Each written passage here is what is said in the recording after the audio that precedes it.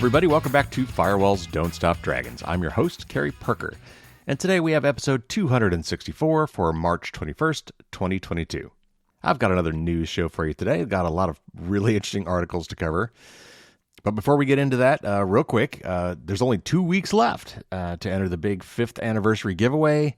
If you, for some reason, missed this, there's over $2,600 worth of stuff going to 10 lucky winners. That includes books and subscriptions and even a challenge coin. So see the show notes for details. I'm not going to go through it all again here. I did go through a lot of it last week, so if for some reason you missed last week's episode, you might want to check that one out.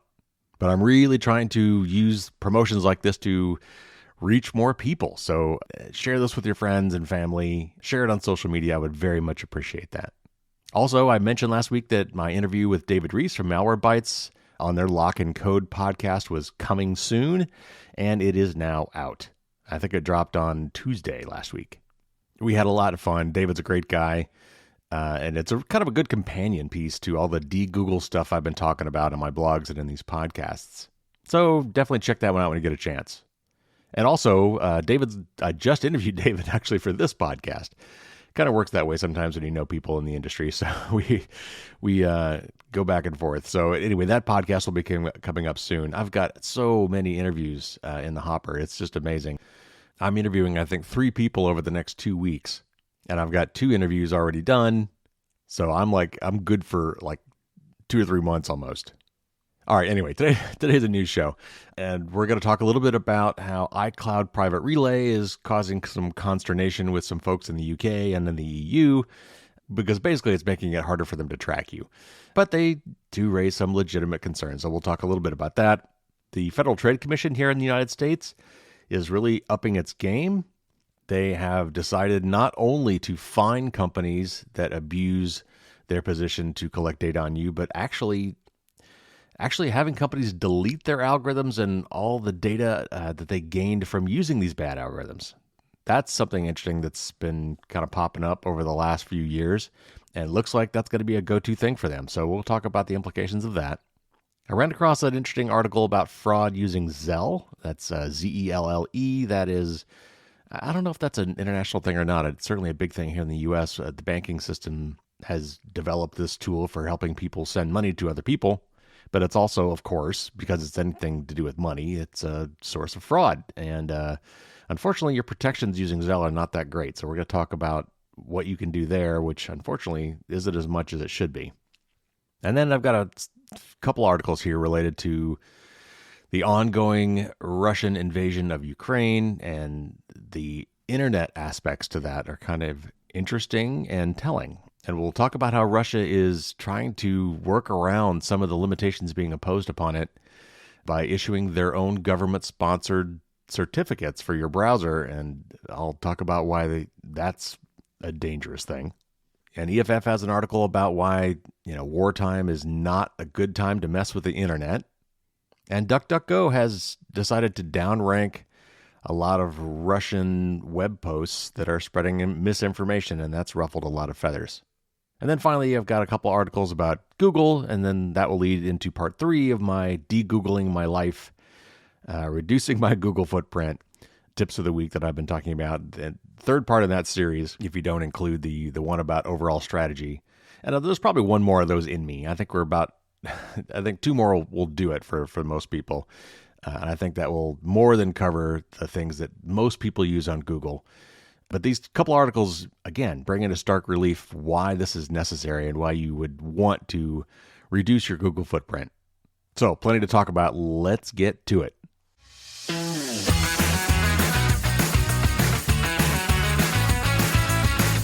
All right, first up, this is an article from Mac Rumors. And it's just, I've seen several articles like this because this isn't the first time that industry groups have been pushing back against Apple. Actually, not directly against Apple, because they know that will fall on deaf ears. They're going to regulators and saying, hey, they can't do this. But basically because it means they're losing out on being able to track you. Now, as we'll see in this article, they do have some concerns which might be valid, but it's obvious that where this is really coming from. But anyway, let me read the article and then we'll talk about it. A group of UK network operators have formally urged the UK's Competition and Markets Authority, or CMA, to regulate iCloud Private Relay, claiming that Apple's privacy service is anti-competitive, potentially bad for users, and a threat to national security. Always got to have that national security angle in there. In its response to the CMA's interim report on mobile ecosystems, Mobile UK, a trade association of British mobile network operators, including EE, Virgin Media O2, 3, and Vodafone, has raised concerns that iCloud Private Relay can have a negative impact on user experience, internet safety, and competition. iCloud Private Relay was a new service introduced with iOS 15 that ensures all traffic leaving an iPhone, iPad, or Mac is encrypted using two separate internet relays, so that companies cannot use personal information like IP address, location, and browsing activity to create a detailed profile about users. Following a formal complaint about Private Relay from Microsoft, Mobile UK claims that the privacy service can have undesired side effects for users.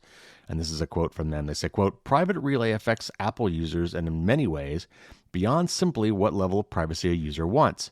For example, Apple users have suffered a worse browsing experience when using Private Relay," unquote. This is alleged to have the potential to push users to migrate away from, quote, "the Safari browser to apps downloaded from the App Store where Apple can earn a commission," unquote. And I have to stop right there. So what they're saying is they are giving iPhone users a reason not to use Safari, which is Apple's own browser, and instead download some other browser which might cost money, which Apple would then make a commission off of. That's their argument there. All right, let me go back to the article. Private Relay prevents network operators from seeing the network traffic from Safari and unencrypted applications. In preventing network operators from seeing this traffic, Mobile UK says that Private Relay prevents service providers from understanding, quote, "demand patterns across mobile networks," unquote, inhibiting their ability to effectively diagnose customer issues. Moreover, Private Relay is alleged to compromise, quote, "content filtering, malware, anti-scamming, and phishing protection provided by network providers," unquote. Mobile UK also claims that Private Relay is a threat to national security since it, quote, "impairs the insights available under the government's investigatory powers with implication for law enforcement," unquote, with regards to, again, quote, "terrorism, serious organized crime, child sexual abuse, and exploitation," unquote. Private Relay purportedly allows Apple to, lots of quotes here, to, quote, "leverage its considerable market power into many areas of the market and thus being able to further entrench its position."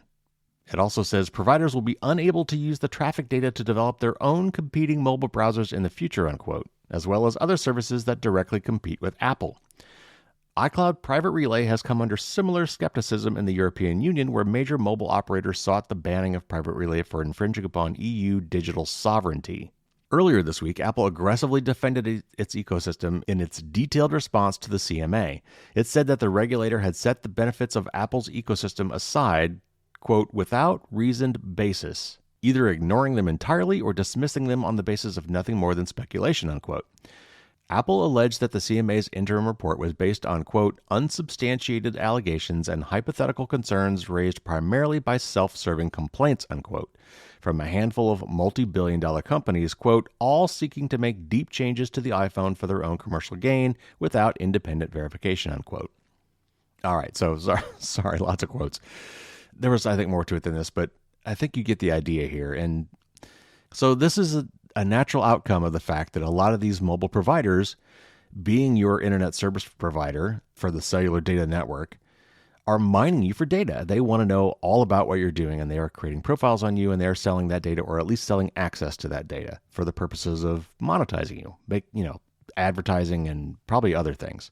For example, they've been selling your location data to make money off that. And so Apple has come out with a pretty nifty technological answer to this to kind of fuzz your location. You can either hide your location completely, or you can give them kind of a rough location without giving them your exact location based on your IP address, and encrypts your traffic so they can't see your IP address and they can't, identify you that way.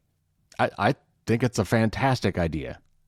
But yes, like a VPN and some of these other services that are there for your, protecting your privacy and honestly your security, there are technological side effects, some of which being, and by the way, this would be true if I was using a VPN as well.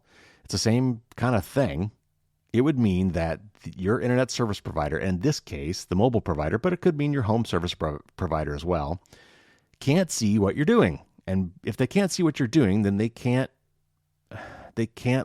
make decisions based on what you're doing to, okay, sure, they could prevent you from going to, bad websites. They could potentially save information that would be helpful in a law enforcement investigation. This is the trade-off. And it's certainly one that I think any individual user should have the right to make. So yeah, all of this, from my view, Apple's absolutely 100% correct. This is nothing but self-serving. They're trying to nitpick on this stuff. And of course, they're trotting out the four horsemen, of the same reasoning that a lot of intelligence agencies have been arguing to get rid of encryption or have backdoors in encryption, because privacy means that they can't see what you're doing. And if they can't see what you're doing, then in this case, they can't monetize you. But then they're also saying that they can't track you and then turn that over to law enforcement or intelligence agencies to prevent the worst possible crimes. So anyway, to me, this is crocodile tears. But these arguments, they will have some sway. And so we got to keep an eye on these things. And so I want to keep you abreast of what's going on. All right, next up, the FTC, the Federal Trade Commission here in the U.S., which has honestly for many years been kind of defanged. Either they don't have budget or they don't have authority. They're supposed to be protecting consumers, but a lot of people in government, thanks to lobbyists, have hobbled these agencies and made them less effective. Well, the Biden administration here in the U.S. has started appointing some real tough cookies to some of these commissions, these consumer protection commissions, including the FTC, and it looks like some of that's paying off. So let me read this article from protocol.com. The Federal Trade Commission has struggled over the years to find ways to combat deceptive digital data practices using its limited set of enforcement options. Now it's landed on one that could have a big impact on tech companies: algorithmic destruction. As the agency gets more aggressive on tech by slowly introducing this new type of penalty, applying it in a settlement for the third time in 3 years could be the charm. In a March 4th settlement order, the agency demanded that WW International, formerly known as Weight Watchers, destroy the algorithms or AI models it built using personal information collected through its Kurbo healthy eating app from kids as young as 8 without parental permission. The agency also fined the company $1.5 million and ordered it to delete the illegally harvested data. When it comes to today's data-centric business models, algorithmic systems and the data used to build and train them are intellectual property, products that are core to how many companies operate and generate revenue. While in the past the FTC has required companies to disgorge ill-gotten monetary gains obtained through deceptive practices, forcing them to delete algorithmic systems built with ill-gotten data could become a more routine approach, one that modernizes FTC enforcement to directly affect how companies do business. The FTC first used the approach in 2019 amid scandalous headlines that exposed Facebook's privacy vulnerabilities and brought down political data and campaign consultancy Cambridge Analytica. The agency called on Cambridge Analytica to destroy the data it had gathered about Facebook users through its deceptive means, along with, quote, information or work product, including any algorithms or equations, unquote, built using that data. It was another 2 years before algorithmic disgorgement came around again when the commission settled a case with the photo-sharing app company Everalbum. The company was charged with using facial recognition in its Ever app to detect people's identities in images without allowing users to turn it off, and for using photos uploaded through the app to help build its facial recognition technology.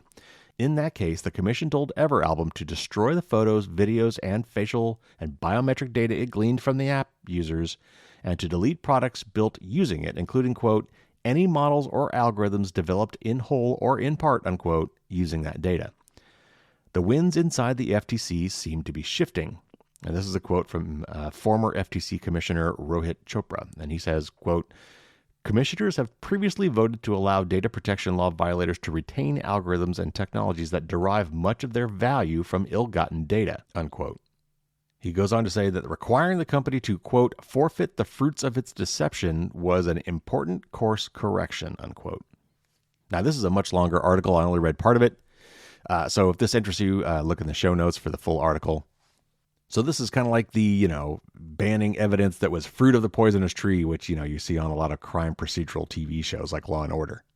Basically, they're saying, not only are we going to fine you for doing something you weren't supposed to do, but all that data you collected while doing it, you got to get rid of that too. Now, as for deleting the algorithms, that's interesting. I'm not sure what that does, because it doesn't seem like the algorithm itself was the problem. Maybe it was the application of applying the algorithm. I don't know.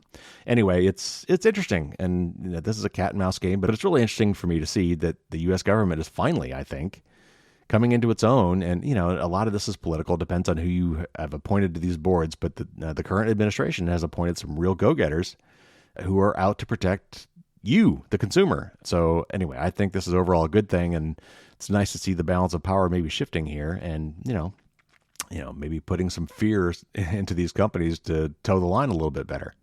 We'll see where this goes. All right, next up, an article from the Seattle Times, though I think they were just requoting the New York Times.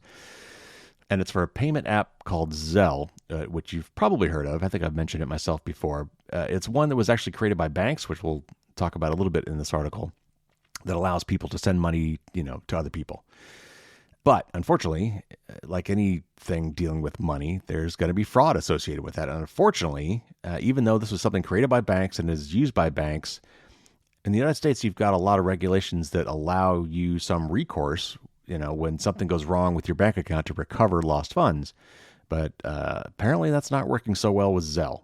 Anyway, so this is kind of a long article, but I think it's important. And I did actually, cut it down a little bit. But there's a lot of important, I think, info in here. So let me read this article. Justin Fonts lost $500 to a scammer impersonating a Wells Fargo official in January and hoped that the bank would reimburse him. Fonts was a longtime Wells Fargo customer and had immediately reported the scam, involving Zelle, the popular money transfer app. But Wells Fargo said the transaction wasn't fraudulent because Fonts had authorized it, even though he had been tricked into transferring the money. Consumers love payment apps like Zelle because they're free, fast, and convenient. Created in 2017 by America's largest banks to enable instant digital money transfers, Zelle comes embedded in banking apps and is now by far the country's most widely used money transfer service. Last year, people sent $490 billion through Zelle, compared with $230 billion through Venmo, its closest rival. Zelle's immediacy has also made it a favorite of fraudsters. Other types of bank transfers or transactions involving payment cards typically take at least a day to clear.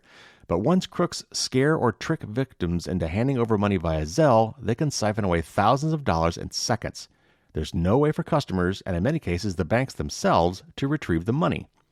Nearly 18 million Americans were defrauded through scams involving digital wallets and person-to-person payment apps in 2020, according to Javelin Strategy and Research, an industry consultant. The banks are aware of the widespread fraud on Zelle. When Fonts called Wells Fargo to report the crime, the customer service representative told him, quote, "A lot of people are getting scammed on Zelle this way," unquote. Getting ripped off for $500 was, quote unquote, actually really good, Fonts said the rep told him, because, quote, many people were getting hit for thousands of dollars, unquote. Wells Fargo later sent him a note saying it did not consider his loss to be a fraudulent one. It's not clear who is legally liable for such losses. Banks say that returning money to defrauded customers is not their responsibility, since the federal law covering electronic transfers, known in the industry as Regulation E, requires them to cover only quote-unquote unauthorized transactions, and the fairly common scam that Fonts fell prey to tricks people into making the transfers themselves. Victims say that because they were duped into sending the money, the transaction is unauthorized. Regulatory guidance has so far been murky. When swindled customers, already upset to find themselves on the hook, search for other means of redress, many are enraged to find out that Zelle is owned and operated by banks. The Zelle network is operated by Early Warning Systems, a company created and owned by 7 banks: Bank of America, Capital One, JP Morgan Chase, PNC, Truist, U.S. Bank, and Wells Fargo. Early Warning, based in Scottsdale, Arizona, manages the system's technical infrastructure, but the 1,425 banks and credit unions that use Zelle can customize the app and add their own security settings. Peter Tapling, a former executive at Early Warning who is now a payments consultant, said banks haven't done enough to educate customers about the risks of Zelle. He suggested that customers treat Zelle as they would cash. And this is a quote from him. He says, quote, "Don't hit the button to send the money unless you would hand this person $100 and walk away, because the moment you send it, it's gone," unquote. The Consumer Financial Protection Bureau issued detailed guidance to banks last year about what kinds of fraudulent losses they're required to repay. The regulator requires banks to reimburse customers for losses on transfers that were, quote, initiated by a person other than the consumer without actual authority to initiate the transfer, unquote, including those who obtain a victim's device through fraud or robbery. That guidance set off alarm bells among banks, said Deborah Baxley, a partner at Pagalitti Advisors, consulting firm that specializes in the payments market. Until then, she said, quote, the bank's point of view was pretty much, sorry customer, it's on you, unquote. Still, the consumer agency doesn't address who is responsible for a fraudulently induced transfer if the customer physically hit the buttons. The scheme that ensnared fonts, some bankers call it a me-to-me scam, has become so common that it's a staple of local news reports and police blotters. The Consumer Bureau has been barraged with complaints. The precise mechanics vary, but it is typically a psychological con that involves tricking victims into surrendering sensitive information. In Fonz's case, it started with a text message that appeared to come from Wells Fargo's fraud department, asking him to verify whether he made a payment through Zelle. Moments after he texted back no, his phone rang. The caller ID flagged the number as Wells Fargo. The man on the line identified himself as a Wells Fargo employee and told Fonz that a thief was trying to empty his bank account using Zelle. To stop the transactions, the man said, Fonz would need to send the money back to himself. Behind the scenes, the thief had linked his account, which was also at Wells Fargo, to Fonz's phone number. To use Zelle, customers must either link their email address or their phone number to their Zelle account. Fonz did not have his Zelle account linked to his phone number. That allowed the scammer to claim Fonz's number and attach it to his own Zelle account. Then the thief instructed Fonz to send $500 to his phone number, and by the way, that's Fonz's phone number, assuring him that it would route the money right back into his own account. Instead, Fonz ended up sending money to the thief's Wells Fargo account. The thief was able to sidestep the bank's two-factor authentication process by asking Fonz to read out the verification codes that Wells Fargo sent to his phone. It was only when the caller told him to repeat the procedure and send another $500, this time from his savings account, that Fonz got suspicious. He didn't have that much in the second account. A genuine bank representative would have known that. Okay, so this was a much longer article. I just read you parts of it, but I wanted you to understand, first of all, how some of these scams work. And second, that you've got to be really careful. And I think the advice given by the person I quoted in the article was probably spot on, and that is treat Zelle like cash.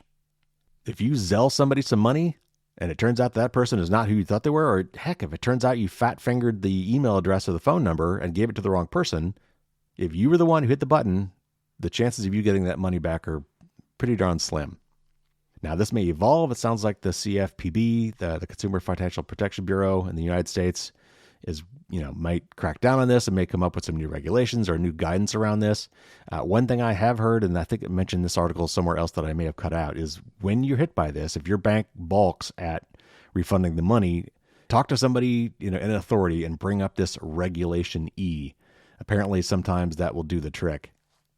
But the other thing I guess maybe you could do, and this article made it sound like you either associate your email address or your phone number with your Zelle account. And I'll need to check on this, and it might vary from bank to bank. But if you can associate both, that would at least prevent this kind of attack where somebody else can get your phone number or get your email address and then claim that for themselves on their Zelle account.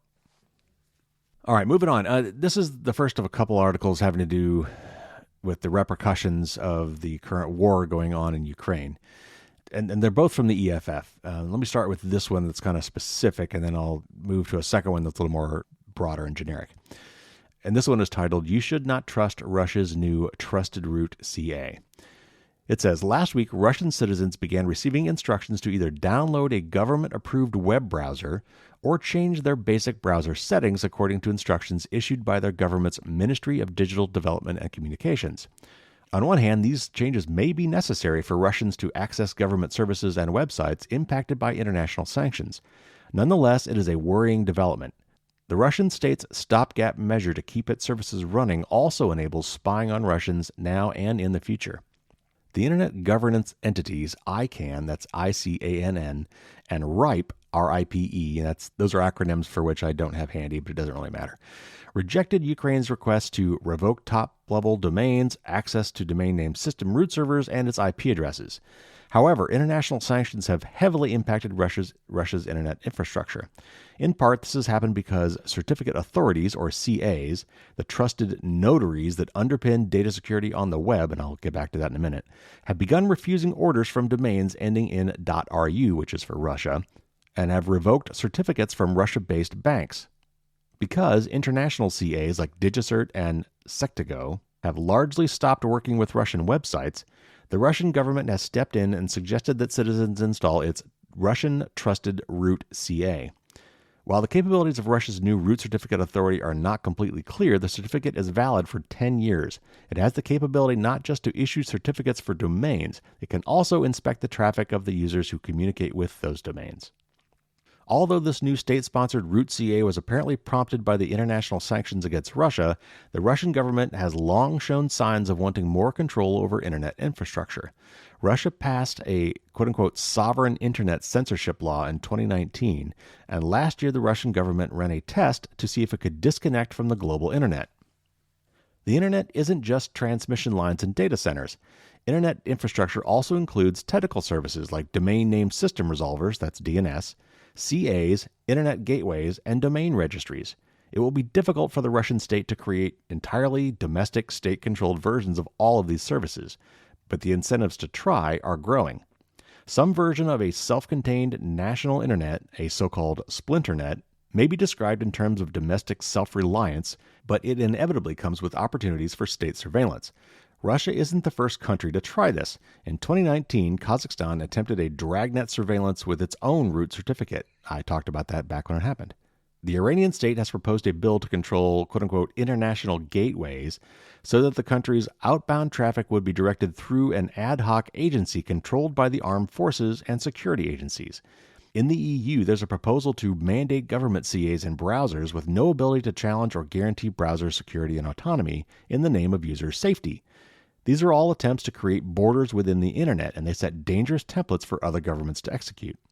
We do not know when or if Russia will disconnect itself from the foreign internet, or if that's even possible.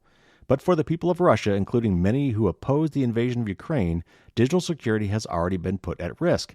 The certificate authority Russians have been instructed to install paves the way for a decade of digital surveillance, with the power to bypass the cryptographic privacy measures every internet user relies on. Okay, so this is actually a highly technical topic if we get into it, but I think I can summarize it this way. A certificate authority really is like a notary, and that is how a lot of the internet's security works. Your web browser comes with a built-in list of trusted certificate authorities. The browser basically says, okay, if I'm going to set up a encrypted communication between your web browser and some other server on the internet, that server on the internet has a certificate that it has purchased or has obtained, because Let's Encrypt lets people do this for free now, which is great. But it allows them to get a certificate that they put on their server.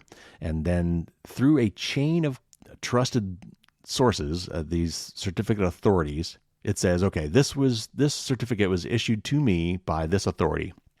And if that's kind of a low-level authority, then there's a chain. Because that authority gets its authority from somebody more trusted, and eventually goes all the way up the chain to these root CAs, where it's like these are supposedly the most trusted ones. Now, if you were able to mint certificates, you can basically pretend to be anybody you want, meaning that even though Google has its own certificates, you could insert a server between you and Google claiming to be Google, and if you trust the root CA that signed that certificate, you basically allow that interloper, that man in the middle, to get in the middle of your encrypted communications. It's encrypted from you to the bad guy, and then it's re-encrypted from the bad guy to your final destination. So if you install a bad root certificate, basically saying, I trust anything that this guy tells me, I trust any certificates that this guy has signed, you've opened the door to have all of your encrypted communications snooped. And so while Russia has an excuse for telling people to do this, because a lot of these internet companies are messing with the internet, which is, by the way, the subject of the next article I'm about to read, and that could mean that anybody who does this in Russia for the next 10 years or so, unless they find and somehow delete the certificate, gives Russia the ability to insert itself in all of the encrypted communications going in and out of the country. Or actually anywhere on the planet. I mean, it's from Russia, but if you or I, assuming you don't live in Russia, if you or I were to install this root certificate on our machines and say we trust it, it would happen to us as well. But right now it's the Russian government telling the Russian people that they should do this. And honestly, because of some of the changes being made, they may have to do something like this if they still want to access some of these websites. So anyway, with that as backdrop, let me read this next article. And I kind of trimmed out part of it and just got to the meat of it. So if you want the full article, again, look at the show notes. But it's titled, "Wartime is a Bad Time to Mess with the Internet." And they start by kind of giving some background, but then they go into basically 4 reasons why this is not a good thing. And so let me just jump to those. So there are 4 reasons why this is a bad idea. First, it deprives people of the most important tool for sharing information just when they need it most. While the internet can be used to spread misinformation, it also enables everyone, including activists, human rights defenders, journalists, and ordinary people, to document and share the real-time facts and resist propaganda. Indeed, Russia has reportedly been trying for years to, quote-unquote, unplug from the internet so it can completely control communications in the country. Internet providers shouldn't help the Russian government or any government keep people within an information bubble. 2, it sets a dangerous precedent. Intervention pathways, once established, will provide state and state-sponsored actors with additional tools for controlling public dialogue. Once processes and tools to take down expression are developed or expanded, companies can expect a flood of demands to apply them. Inevitably, to speech those tools were not originally designed and the companies did not originally intend to target. At the platform level, state and state-sponsored actors have long since weaponized flagging tools to silence dissent. Number 3, it compromises security and privacy for everyone.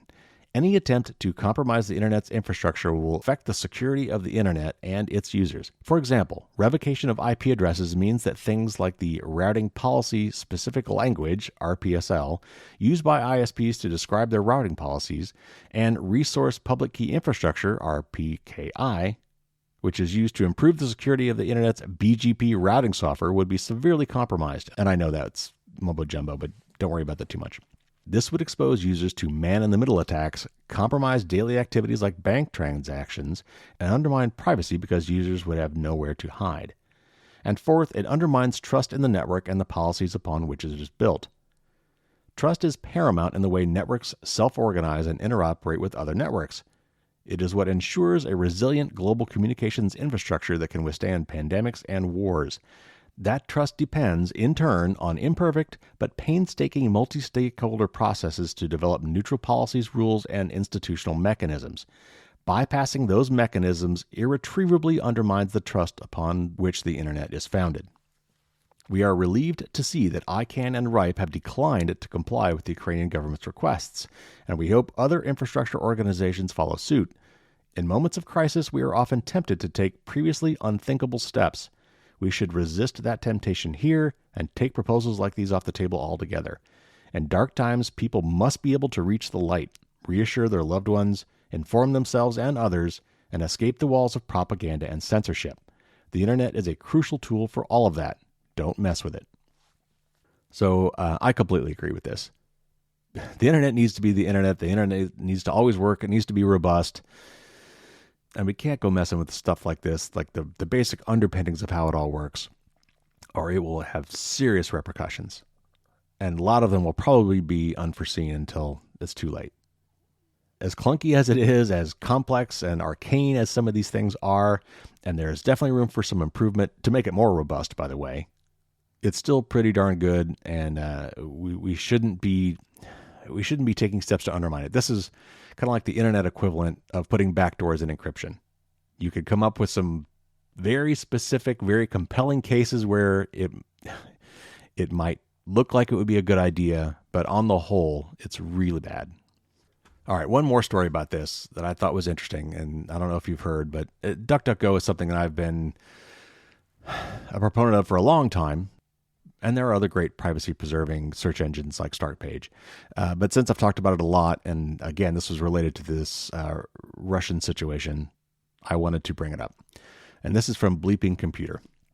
It says, the DuckDuckGo web search engine is now demoting websites known to spread Russian propaganda following Russia's invasion of Ukraine. according to the company's founder and CEO, Gabriel Weinberg. And this is a quote from him. He says, "Like so many others, I am sickened by Russia's invasion of Ukraine and the gigantic humanitarian crisis it continues to create. At DuckDuckGo, we've been rolling out search updates that downrank sites associated with Russian disinformation," unquote. Besides demoting disinformation-linked sites in results, the search engine now also started displaying information boxes at the top of the page to help users find accurate information, quote, "for rapidly unfolding topics," unquote. Weinberg stated that DuckDuckGo's primary purpose of helping users find more relevant content over less relevant content remains the search engine's, quote-unquote, whole point. This is the first time DuckDuckGo and its CEO have announced taking action to disrupt attempts to target its users with disinformation.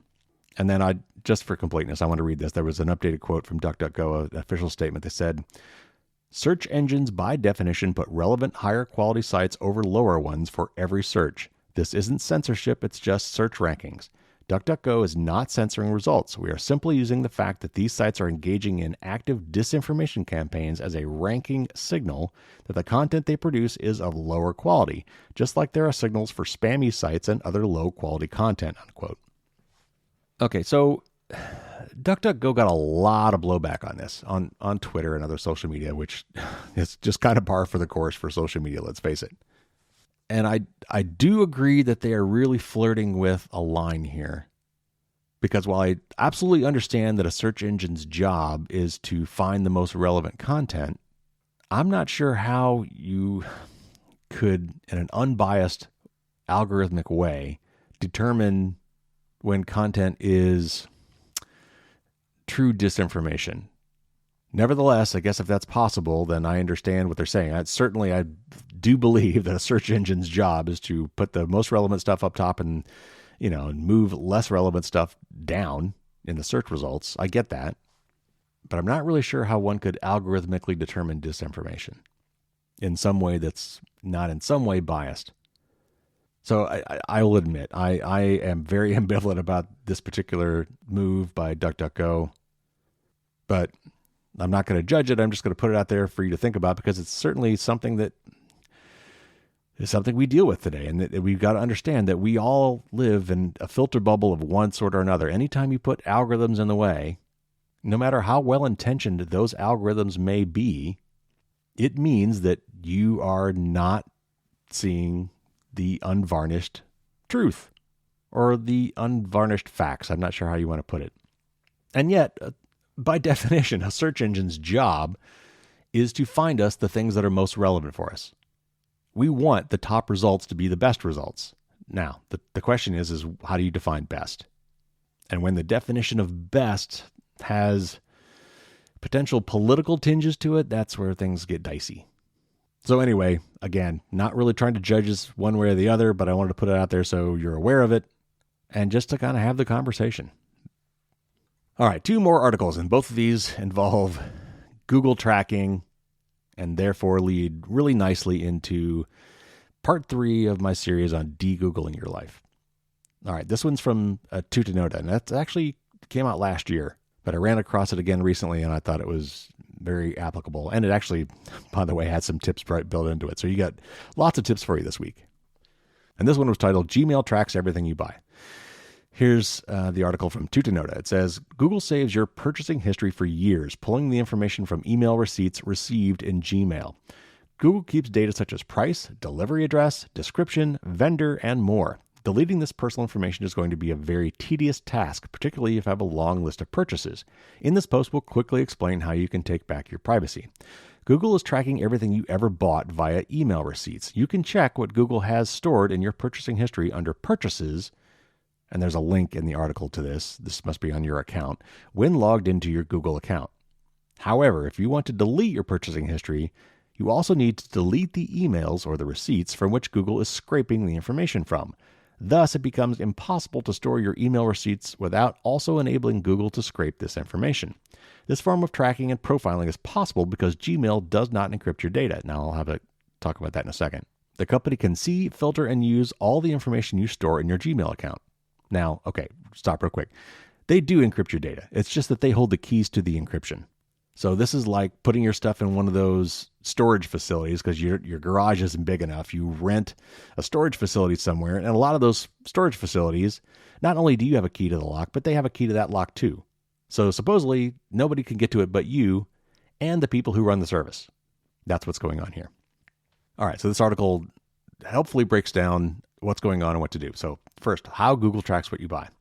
Google scrapes your purchasing email receipts for valuable information to create a purchasing history linked to your account. The data is classified as price, currency, delivery address, description, vendor, and more. This purchasing list contains a lot of sensitive information, and it is possible that Google uses this data to create a profile about you and your purchasing habits. While Google says they don't use any information from Gmail messages to serve ads, including the email receipts and confirmations shown on the purchases page, there is no guarantee that this data is not being used for optimizing advertisements.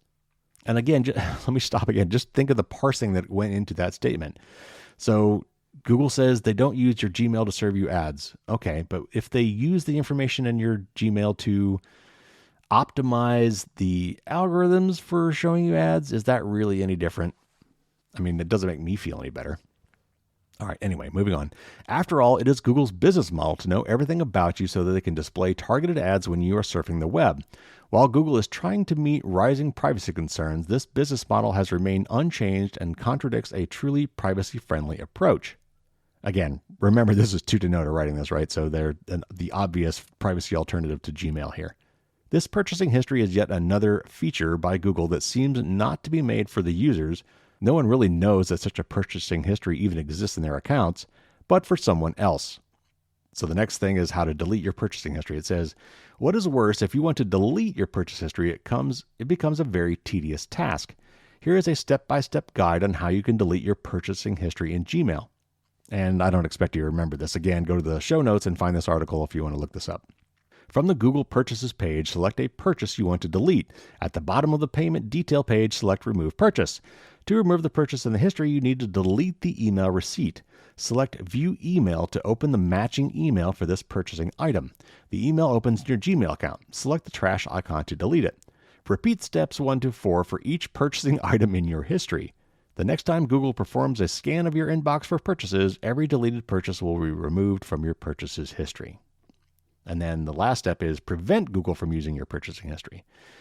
While there are guides that explain how you can prevent Google from scanning your receipt emails to create a purchasing history, this settings configuration is pointless. After all, Google will still have all your receipt emails easily accessible and can still scan them to create a purchasing history, whether you would like this list displayed in your account or not. The only way to truly stop Google from creating a purchasing list based on your receipt emails is to stop using Gmail. So I read that article for a couple of reasons, but one of the main ones is I don't think a lot of people think about this stuff. There's just a lot of juicy info that we get in emails.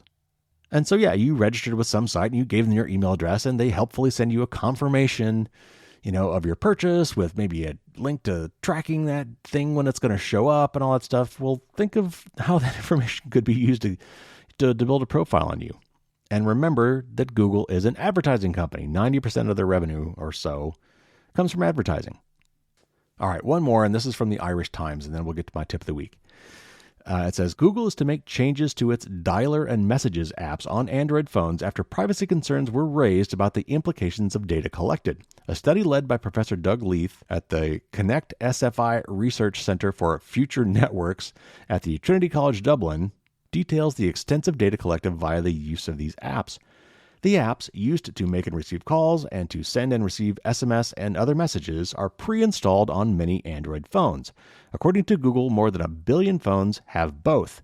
In the United States, AT&T and T-Mobile recently announced that all Android phones on their network will use the Google Messages app, and the app also comes preloaded on Samsung, Xiaomi, and Huawei handsets. The TCD study establishes that the Messages app tells Google whenever a message is sent or received.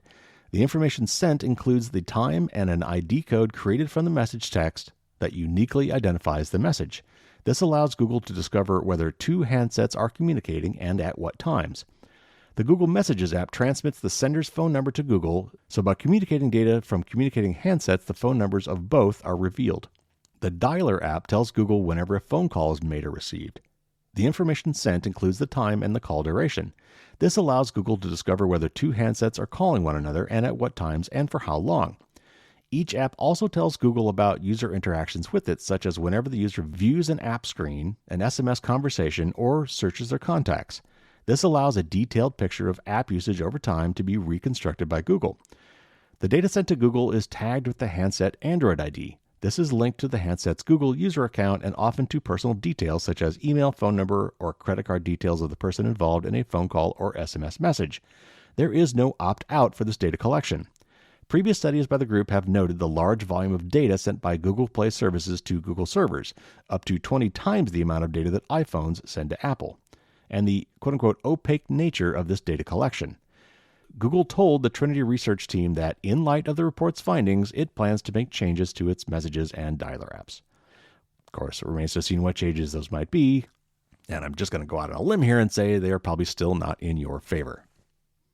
Okay, so that brings me to the tip or tips of the week in this case, and this will be part 3 of my de-Googling my life thing, where I'm trying to reduce my Google footprint because basically it's hard to get it to 0. Really hard these days to get it to absolute 0. But we can do an awful lot to get close. In the past, I've talked about Gmail and Google Calendar and Android and Google Search and Google Chrome.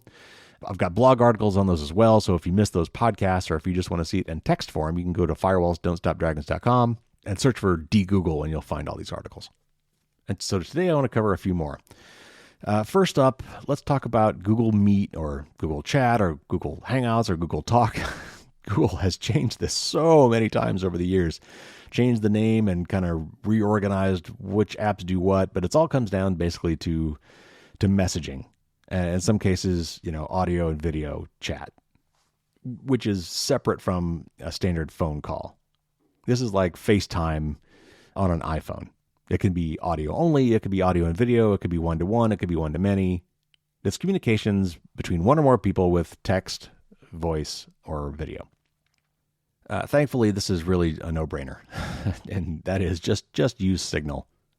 It is by far the most popular and private messaging app out there, and it does all the same things. It'll do video, voice, and text. It'll do group chats.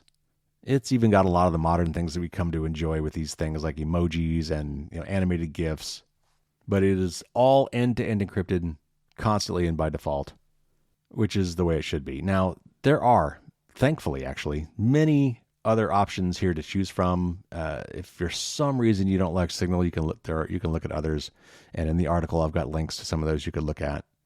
And honestly, if you're an iPhone person and like everybody is also an iPhone user, then you're using Apple's messages, the blue bubbles, and those actually are end-to-end encrypted. Now, Apple holds the keys, so if they were served a warrant, they could still turn that over to law enforcement. But just from general spying, no one else is going to be able to see what information is going back and forth. But chances are very good that people, those green bubble people, folks that don't have iPhones. And SMS, by the way, is really not secure and private, which is the default lowest common denominator when you're communicating across Apple and some other platforms like Android. So really, here's the thing that with Signal. Not only is it really good, but it's also really popular. And because these things are not compatible, unlike email, you can't, get on Signal and then talk to someone else who's using Telegram or WhatsApp. Honestly, that's really weird because WhatsApp under the covers is using the Signal protocol, but they can't talk to each other because it's still proprietary, even though Signal is open source. Because for whatever reason, all these apps want lock-in. Now, sometimes that gives them the opportunity, like Apple, to do security and privacy things that, they couldn't do otherwise, because otherwise they'd have to get everybody to agree to do those same things, and they won't. So in this case, unfortunately, that means you kind of gravitate towards the most popular ones, because you want to find as many people as possible that are also already using that app, so you don't have to get them to install yet another app. And one pro and often also seen as a con of Signal is that it's based on your mobile number.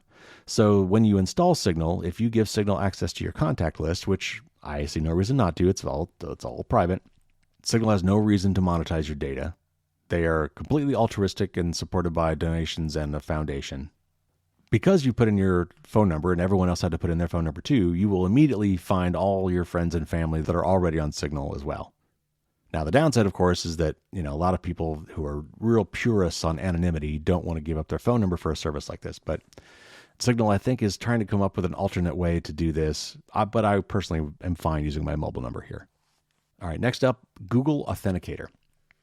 And I like to say the Google Authenticator is basically the Kleenex of multi-factor authentication apps. And by that, I mean Kleenex is a brand name, but it's so popular that people use it interchangeably with like tissues. Well, Google Authenticator is pretty much the same way, in that if you go to set up two-factor authentication for a lot of accounts today, when it gives you your options, like, do you want to use SMS for two-factor authentication, or do you want to use Google Authenticator? They don't use the more generic term, which honestly I understand because it doesn't exactly roll off the tongue, which is time-based one-time password generator, or TOTP. But the fact of the matter is, if you can use Google Authenticator, you can use really any of these TOTP type multi-factor authentication apps. Now, the one that I've recommended over the years is called Authy. And I still think for most people that is just fine. And it works really well. It's got great feature sets. And crucially, Authy gives you a way to back up these QR code seeds so that if you lose your phone, if your phone is stolen or it just dies, you don't have to start from scratch, because that's what would happen, and it's not easy to do. So again, just to quickly recap, when you set up two-factor authentication with one of these TOTP type apps, they'll pop up a QR code. Sometimes they'll give you an alternate way of entering a text string, but you basically whip out the app and you scan the code, and that seeds your Authenticator app with a number, such that from here on going forward, you and the web server you're trying to get to are now in sync, and you will be generating the same exact 6-digit codes every 30 seconds from now till forever. But here's the gotcha, and this is actually where Google failed for a long time, and I still don't think they've addressed this properly, is once you've set up two-factor authentication, you need that phone with running that app, providing those PIN codes to get into your account. And if you lose that phone, you're screwed. Turning off two-factor authentication is not supposed to be easy. In fact, theoretically, it should be impossible. If you can't give them the proper code, you don't want anyone else, like a bad guy, to be able to turn it off, right? So you need those codes backed up. You need some way to get to those codes if for some reason the device you have that app running on fails or lost or stolen. And Google really didn't have a good way to do this. But here's the other problem, and both Google Authenticator and Authy have this problem, is that it hides those seed values. Now, you could maybe call that a security feature. But basically what that means is if you want to switch from any application that does these two-factor codes, any TOTP application, to another one, you have to actually go through each and every account and using that first app and bringing up the code to disable two-factor authentication and then re-enable two-factor authentication, scan a new QR code seed with the new app to move it to the new app, which is a real pain in the butt.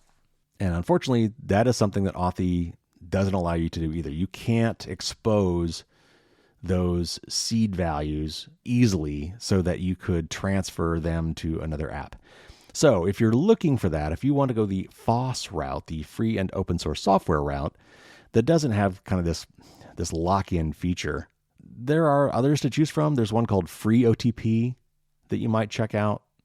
I don't think they're quite as nice as Authy. I'm perfectly fine using Authy myself. But if you want to go that route, that's another one you might look at. Now, one more quick pro tip for you. When you're doing this QR code scanning, and one way you can avoid this problem in the future and kind of give yourself another poor man's backup, is when you see that QR code on the website that you're supposed to scan with your app to seed your TOTP app for generating PIN codes, screenshot that. Take a screen capture of that QR code and print it, like physical on paper print.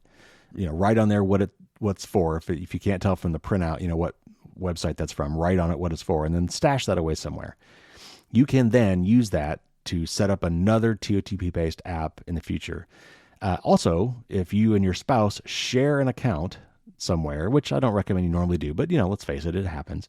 If you need to share an account somewhere and therefore you both want to be able to get into that account, you can both scan that QR code to synchronize your individual phones and the apps running on those phones with that seed so that you both get the same revolving set of PIN codes. And you don't have to do it at the same time now. If you printed it, you're wife, spouse, whatever, at some point later in time, can get to that seed value and set up their account, set up their phone so they can access that same account. All right, next up, Google Maps. Also, by the way, Waze, which is owned by Google, W-A-Z-E. And this one's kind of tricky if you're on Android. For Apple users, honestly, it's pretty straightforward. Just use Apple's built-in Maps app. Yeah, it had a lot of problems early on. It got made fun of a lot early on by making some really bad mistakes, but it's come a long way, and it's pretty darn good. So I would definitely use Apple Maps over Google Maps or Waze on an Apple device. On Android, I looked, and I didn't really find any really good, solid, privacy-respecting replacements for Google Maps or Waze. There is one called OSM AND. OSM stands for OpenStreetMap, and AND is short for Android. So OSM AND, it's popular. It actually has an offline mode, which can be nice, meaning that you can look at maps without having your phone connected to the cellular data network. And it's based on OpenStreetMap, which is a really nice FOSS version of a web-based map app. So if you're on Android, I guess I would suggest using that. But let me throw a couple other ones at you. If this is for car navigation, you can stay old school like I do and just buy a Garmin or a TomTom. Get one of those little devices that you mount to your windshield with GPS navigation. Now, I will say that a lot of those old ones, when used in the private mode, won't have access to current traffic information, which that is a really big plus for, using a cell phone based app that can tell you there's an accident ahead and give you routing instructions, up to the minute, if the regular route is not passable or it's really, really slow. Now, because of that, these GPS devices have come up with interesting ways to get traffic data. And because of that, if they're actually having two-way communications, then you may have a privacy risk there. So they may not ultimately be better than an app. But if you can use it in quote-unquote offline mode where it's just getting GPS signals, then it's definitely a lot more private than some of these other apps. As far as your built-in navigation system for cars, those are becoming a lot more common now. I would assume that there's a lot of privacy risk with those too. If you have not heard the podcast episode I had about privacy for cars, go back last fall and find that one. Maybe I'll try to put a link in the show notes. That was really interesting. Almost all new cars have a built-in cellular modem now. Even if you don't pay for the service, they're still communicating with the cloud and sending lots of privacy invasive information out about you, which sucks. And I think the only way we're going to tamp that down is with regulation. But honestly, I would assume that your in-car navigation system is probably not great for privacy unless you know otherwise. You might go poking around in your car's entertainment system and look for any privacy settings you can find and dial them back. But, short of regulation, they don't have to do that, and they could just ignore your requests and maybe not even give you an option to block that sort of thing. All right, one more, and it's a quickie because it's both easy and impossible. And that is YouTube. YouTube is everywhere. If you are a content creator, if you're posting videos for other people to see, then sure, you can pick something else. And you might look at something called PeerTube, PeerTube, or NewPipe, like it sounds. Those are a couple I found that are interesting. I personally use Vimeo. I'm not sure that it's perfect on privacy, but it's not Google. So if you're actually a content creator, which is probably not that many of you, yeah, you can pick something besides YouTube, and I encourage you to do so. But if you're, consuming content, if you're watching videos, you can only go where that video is. Now, some websites will actually have multiple links, like click here to view the video, and it might give you other options besides YouTube. And if there are other options, absolutely take those other options. But in a lot of cases, you don't have a choice. If you want to watch it at all, you've got to go on YouTube. All right, there he goes. There's your multiple tips of the week as part of my de-Googling campaign and your news for the week.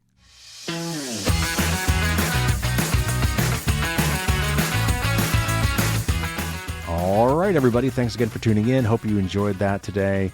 I probably got one more article / podcast in me about de-Googling. And the big ones I want to cover that we haven't covered so far are Google Drive and Google Docs. And those are tricky, and I'll explain why when the time comes. And then I think we'll probably call it a day. I think that will cover what most people use when it comes to Google.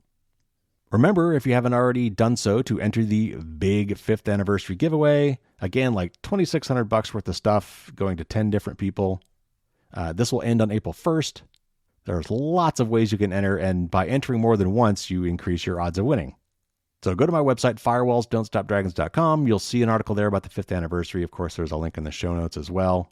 But also, please encourage your friends and family to check this out as well. A lot of the ways to enter involve spreading the word. And at the end of the day, I'm trying to reach more people. My goal again this year is to try to double my audience. And that's going to be a tough goal. But it's already making some progress with this promotion. So there will be other promotions throughout the year. I've got some other great ideas coming up for down the pike.